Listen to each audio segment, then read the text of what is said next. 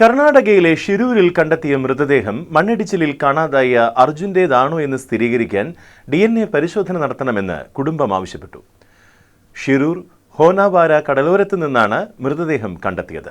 കാലിൽ വല കുടുങ്ങിയ നിലയിലാണ് മൃതദേഹം. മത്സ്യത്തൊഴിലാളികൾ നടത്തിയ തിരച്ചിലിലാണ് മൃതദേഹം കണ്ടെത്തിയത്. നേരത്തെ അർജുന്റെ സഹോദരന്റെ DNA സാമ്പിൾ ശേഖരിച്ചിരുന്നു.